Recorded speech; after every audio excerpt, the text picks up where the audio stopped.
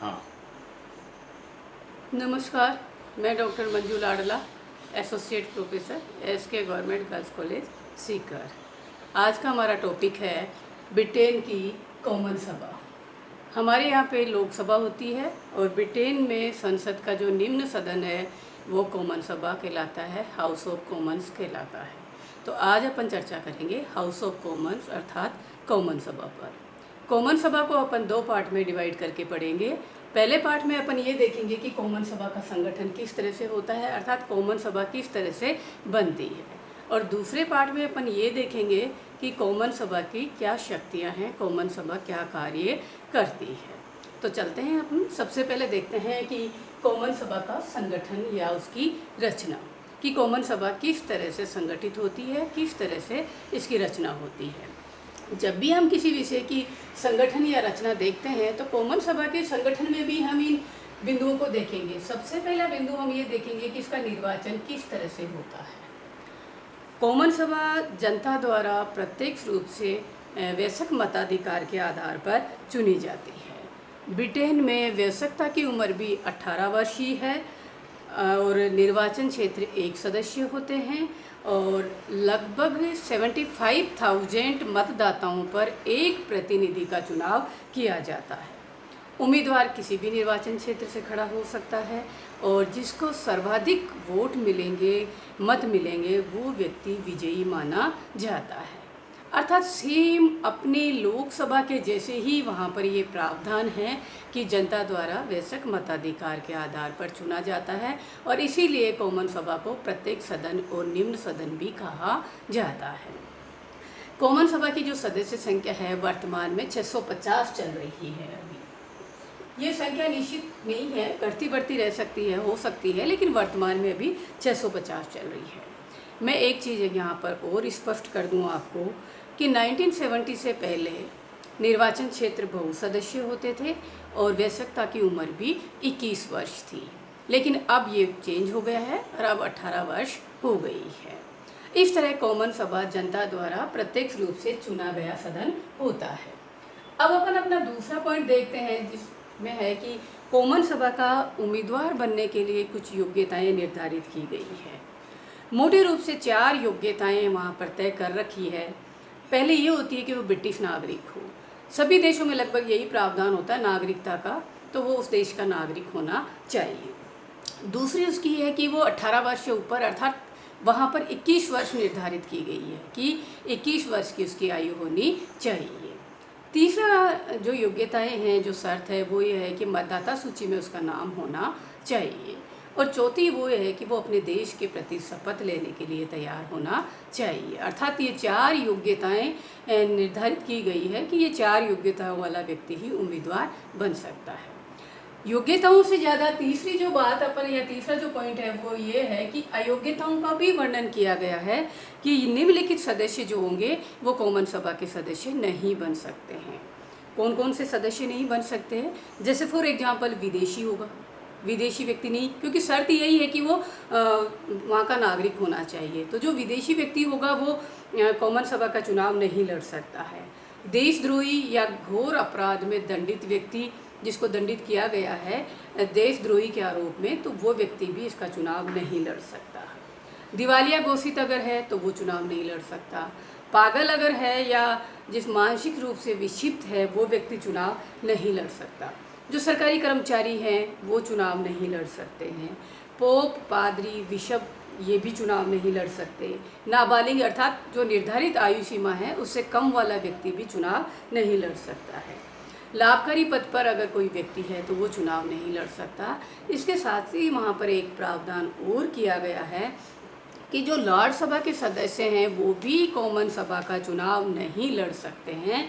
तो योग्यताओं से ज़्यादा अयोग्यताओं का वर्णन वहाँ पर किया गया है। और ये जो व्यक्ति है, जैसे अपन कहते हैं पागल नहीं होना चाहिए, दिवालिया नहीं होना चाहिए, देशद्रोही या सजा याफ्ता नहीं होना चाहिए, लाभकारी पद पर नहीं होना चाहिए, पोप, पादरी और बिशप नहीं होना चाहिए और लॉर्ड सभा का सदस्य नहीं होना चाहिए। नेक्स्ट इसके संगठन में अपन देखेंगे कि इसका कार्यकाल, अर्थात कॉमन सभा का सामान्यतः कार्यकाल 5 वर्ष होता है। लेकिन कॉमन सभा जैसा अपने यहाँ पे प्रावधान है वैसे इसको समय से पहले भंग भी किया जा सकता है और इसका कार्यकाल इमरजेंसी में बढ़ाया भी जा सकता है। तो सामान्यतः तो 5 वर्ष है, लेकिन इमरजेंसी में बढ़ाया भी जा सकता है और इसको समय से पहले भंग भी किया जा सकता है। फिर आता है विशेष अधिकार, अर्थात कॉमन सभा के सदस्यों को कुछ विशेष अधिकार मिले हुए हैं। मोटे रूप से 7 अधिकार उनके पास होते हैं। पहला है कि सदन में भाषण देने की उन्हें पूर्ण स्वतंत्रता होती है, अर्थात सदन में दिए गए या वक्तव्य या भाषण के आधार पर कोई मुकदमा उन पर दायर नहीं किया जा सकता है, तो भाषण देने की पूर्ण स्वतंत्रता होती है। दूसरा अधिकार ये होता है कि दीवानी मामलों में अधिवेशन के 40 दिन पहले और 40 दिन के पश्चात उन्हें गिरफ्तार नहीं किया जा सकता। तीसरा उनके पास ये होता है कि ये स्पीकर के माध्यम से सामूहिक रूप से सम्राट के पास मिल सकते हैं। देखिए, मैंने जब लाडसभा देखी थी या लाडसभा पर अपने चर्चा की थी, तो लाडसभा का एक विशेष अधिकार मैंने बताया था कि लाडसभा के सदस्य व्यक्तिगत रूप से सीधे सम्राट से मिल सकते हैं, लेकिन कॉमन सभा के जो सदस्य हैं वो सीधे नहीं मिल सकते हैं, स्पीकर के माध्यम से वो सम्राट से मिलते हैं। इसी तरह अपनी कार्यवाही को नियंत्रित करते हैं। ये अपनी कार्यवाही से संबंधित नियम कॉमन सभा स्वयं निर्धारित करती है।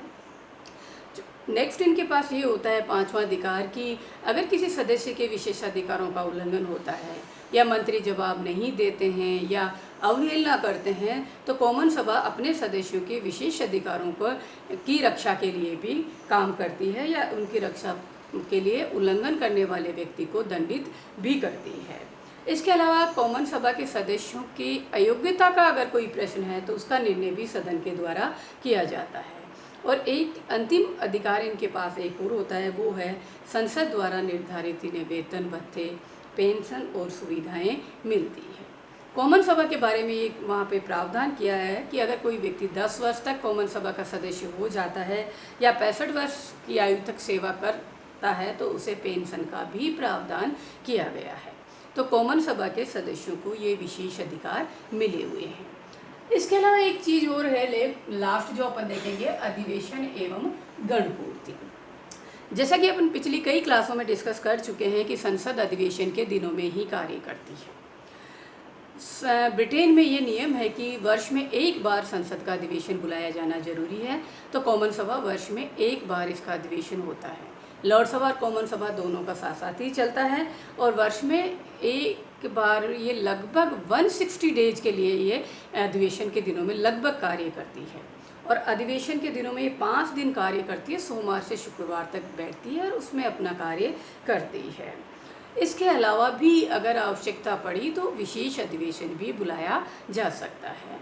और गणपूर्ति जो है वो 40 सदस्य निर्धारित की गई है यहाँ पर कि 40 सदस्य अगर उपस्थित होंगे तो कॉमन सभा की कार्यवाही शुरू हो जाएगी, निर्धारित की गई है। इस तरह कॉमन सभा की संगठित होती है या इसका जो रचना है वो इन टॉपिक्स के आधार पर अपन निर्धारित करेंगे। अब अपन चलते हैं अपने दूसरे टॉपिक के ऊपर, और दूसरा टॉपिक जो अपन ने लिया था वो ये था कि कॉमन सभा की शक्तियाँ और कार्य, कि कॉमन सभा क्या कार्य करती है, इसकी क्या शक्तियाँ होती हैं। कॉमन सभा की शक्तियों को अध्ययन की सुविधा के लिए 9 पार्ट में डिवाइड किया है हमने। सबसे पहला है व्यवस्थापन या विधि निर्माण संबंधी शक्ति। देखिए, संसद का मेन काम कानून बनाना ही होता है, तो व्यवस्थापिका अर्थात कॉमन सभा का जो मुख्य काम है वो विधि निर्माण कार्य होता है। सामान्य विधेयक में कॉमन सभा और लॉर्ड सभा दोनों से शुरू हो सकता है और दोनों की सहमति आवश्यक होती है। लेकिन यदि लॉर्ड सभा 1 वर्ष तक उसको अपने पास रख लेती है या उसको पारित नहीं करती है या वो अस्वीकृत कर देती है और 1 वर्ष के पश्चात यदि कॉमन सभा उसे वापस पारित कर देती है तो वो विधेयक वैसा ही पारित होगा जैसा कॉमन सभा चाहती है, चाहे लॉर्ड सभा स्वीकृत हो या नहीं हो। अर्थात सामान्य विधेयक में अंतिम शक्ति भी कॉमन सभा के पास है, लॉर्ड सभा केवल 1 वर्ष की देरी कर सकती है। दूसरा आता है वित्तीय शक्तियाँ या पैसे से संबंधित जो शक्तियाँ। वित्तीय शक्तियों में 2 चीज़ें इम्पोर्टेंट होती है। सबसे पहले ये होता है कि वित्तीय जो विधेयक होते हैं उनको प्रमाणित करने का काम कॉमन सभा का स्पीकर करता है। वित्तीय विधेयक के साथ में कॉमन सभा के स्पीकर का प्रमाण पत्र होगा तो ही हम उसे वित्तीय विधेयक मानते हैं, वरना नहीं माना जाता है। तो इसको प्रमाणित करने का अधिकार भी कॉमन सभा के स्पीकर को होता है। दूसरा ये होता है कि वित्तीय विधेयक हमेशा कॉमन सभा से शुरू होते हैं। हमारे यहाँ पे भी लोकसभा से शुरू होते हैं, तो वही स्थिति वहाँ पर है कि कॉमन सभा से ही शुरू होंगे। और तीसरी चीज़ ये है कि वित्त विधेयक में लॉर्ड सभा के पास 1 महीने का समय होता है। 1 महीने में वो पारित कर देती है तो ठीक है, वरना 1 महीने के पश्चात वो वैसा पारित होगा जैसा कॉमन सभा चाहती है। तो सामान्य विधेयक में लॉर्ड सभा केवल 1 वर्ष की देरी कर सकती है और वित्तीय विधेयक में केवल 1 महीने की देरी कर सकती है, और 1 महीने के पश्चात वो वैसा ही होगा जैसा कॉमन सभा चाहती है। तो वित्तीय विधेयक में भी अंतिम शक्ति कॉमन सभा के पास होती है। फिर आती है कार्यपालिका संबंधी शक्तियाँ। कार्यपालिका संबंधी शक्तियों में 2 चीज़ें होती हैं। पहली वह ये होती है कि प्रधानमंत्री ब्रिटेन में हमेशा कॉमन सभा से ही लिया जाता है। ब्रिटेन में ये नियम है कि प्रधानमंत्री निम्न सदन अर्थात कॉमन सभा या जनता द्वारा चुने गए सदन से ही होना चाहिए। देखिए हमारे यहाँ तो ये होता है कि हम राज्यसभा से भी ले लेते हैं और लोकसभा से भी ले लेते हैं। जैसे देवे गौड़ा है, इंदिरा गांधी जब फर्स्ट बार आई थी तो राज्यसभा से थी, मनमोहन है, लेकिन वहाँ पर ऐसा नहीं होता है, वहाँ पर कॉमन सभा से ही लिया जाएगा। तो पहली चीज़ ये होती है कि कार्यपालिका शक्तियों में प्रधानमंत्री कॉमन सभा से ही लिया जाएगा। नंबर दूसरा जो कार्य होता है कार्यपालिका संबंधी शक्तियों में कि कॉमन सभा कार्यपालिका को नियंत्रित करती है। कार्यपालिका से कोई भी प्रश्न पूछ सकती है, पूरक प्रश्न पूछ सकती है, काम रोको प्रस्ताव ला सकती है, चर्चा कर सकती है और निंदा प्रस्ताव ला सकती है, और लास्ट में अविश्वास प्रस्ताव लगाकर कॉमन कार्यपालिका को हटा सकती है। यहाँ पर भी राज्यसभा कमज़ोर होती है, राज्यसभा अविश्वास प्रस्ताव लगाकर उसे नहीं हटा सकती। तो कार्यपालिका शक्तियों में भी कॉमन सभा शक्तिशाली होती है। कार्यपालिका को नियंत्रित करने की शक्ति मुख्य रूप से कॉमन सभा के पास ही होती है। और अगर अपन ये देखते हैं कि कार्यपालिका संसद के प्रति उत्तरदायी होती है, तो वो वास्तव में उत्तरदायित्व कॉमन सभा के प्रति ही होता है। फिर आता है संविधान में संशोधन करने का कार्य। जिस तरह से सामान्य विधेयक बनते हैं उसी तरह वहाँ पर संविधान में संशोधन भी किए जाते हैं। तो संविधान में संशोधन करने के कार्य भी कॉमन सभा के द्वारा ही किया जाता है। संविधान में संशोधन करने के लिए अलग से तरीका नहीं है, तो वहाँ की कॉमन सभा अर्थात संसद संविधान में संशोधन करने के लिए भी सर्वेसर्वा होती है। इसके पश्चात आता है जन शिकायतों का निवारण, अर्थात जनता की अगर कोई भी शिकायत है, उन शिकायत या कोई समस्याएं हैं या कोई इमरजेंसी कोई ऐसी प्रॉब्लम आ गई, तो उन शिकायतों को सदन में उठाया जाता है। सरकार का ध्यान आकर्षित करके उनका निवारण करने का प्रयास भी किया जाता है, और ये कार्य भी कॉमन सभा के द्वारा किया जाता है। फिर आता है सम्राट को परामर्श देना। कॉमन सभा सम्राट को परामर्श देने का कार्य भी करती है। यदि सम्राट को किसी विधेयक के बारे में या किसी चीज़ के बारे में अगर जानकारी प्राप्त करनी होती है, तो स्पीकर के माध्यम से सम्राट उसे प्राप्त करता है, और कॉमन सभा के सदस्य स्पीकर के साथ सामूहिक रूप से सम्राट से मिल सकते हैं या स्पीकर के माध्यम से अपनी बात सम्राट तक पहुंचाते हैं। तो सम्राट को जानकारी देना या परामर्श देने का कार्य भी स्पीकर के माध्यम से ये करती है। इसके पश्चात आता है राजनीतिक शिक्षा देना, अर्थात ये भी एक काम है कि कॉमन सभा जनता को राजनीतिक शिक्षा प्रदान करती है। क्योंकि कॉमन सभा के सदस्य किसी भी विधेयक पर, किसी भी मुद्दे पर जब चर्चा करते हैं, एक सदन से दूसरे सदन में वो विधेयक जाता है और वहाँ पर चर्चा की जाती है, तो जनता को सत्ता पक्ष और विपक्षी जो पक्ष होता है वो जानकारी प्रदान करता रहता है, अपनी अपनी बात जनता के सामने रखते हैं विधायक और मंत्री, तो जनता को उन चीज़ों के बारे में पूरी जानकारी प्राप्त हो जाती है। तो जनता को राजनीतिक व्यवस्था के बारे में जानकारी देते हैं, शिक्षा प्रदान करते हैं, सरकार की नीतियां बताते हैं, और विपक्ष उसकी आलोचना या कमियां करता है। तो इस तरह से इन तरीकों के माध्यम से जनता को वो राजनीतिक शिक्षा भी देते हैं। फिर आता है जनमत जागृत करना, अर्थात जनता के मत को तैयार करने का कार्य भी करते हैं। और ये देखिए किस तरह से होता है, जब विधेयक प्रथम वाचन द्वितीय वाचन में गुजरता है, एक सदन से दूसरे सदन में जाता है, तो इस समय पर्याप्त बहस होती है, वाद विवाद होता है और जनता को सारी जानकारी मिल जाती है। तो इस पीरियड के दौरान जनता भी अपनी राय कायम कर लेती है, जनमत भी बना लेती है, जनता का मानस भी बन जाता है, तो जनमत तैयार करने में भी मदद करती है।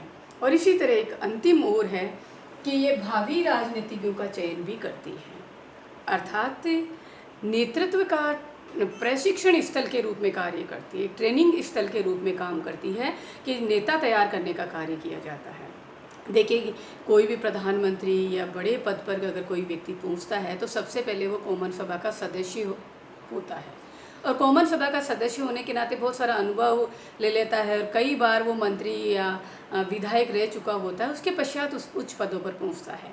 तो जो नेतृत्व की ट्रेनिंग है उसे कॉमन सभा के अंदर ही मिलती है। तो कॉमन सभा नेता या भावी नेतृत्व के लिए ट्रेनिंग देने का कार्य भी करती है। इस तरह कॉमन सभा कि ये कार्य करती है। यहाँ पर अपना एक जो क्वेश्चन है वो कंप्लीट हो रहा है कि कॉमन सभा का संगठन और उसकी शक्तियाँ बताइए। इसके अलावा मैं एक चीज़ आपको और बताऊं कि कॉमन सभा की तुलना अमेरिका की प्रतिनिधि सभा से की जाती है। जब अपन प्रतिनिधि सभा पढ़ेंगे तब ये चीज़ ज़्यादा स्पष्ट हो जाएगी, लेकिन अभी मैं आपको एक चीज़ बता दूं कि ब्रिटेन की कॉमन सभा प्रतिनिधि सभा से शक्तिशाली है, क्योंकि कॉमन सभा जो है वो सारे कार्य करती है, लेकिन प्रतिनिधि सभा जो है वो वहाँ पर पहला सदन होते हुए भी अमेरिका में कमज़ोर है, क्योंकि अमेरिका में सीनेट शक्तिशाली है। इसलिए जब हम इनकी तुलना करेंगे तो जो निष्कर्ष आएगा वो ये आएगा कि कॉमन सभा प्रतिनिधि सभा की तुलना में कमज़ोर है, शक्तिशाली है कॉमन सभा और प्रतिनिधि सभा कमज़ोर है। आज की क्लास में इतना ही, तब अगली क्लास के लिए फिर हाजिर होंगे। तब तक के लिए धन्यवाद, नमस्कार।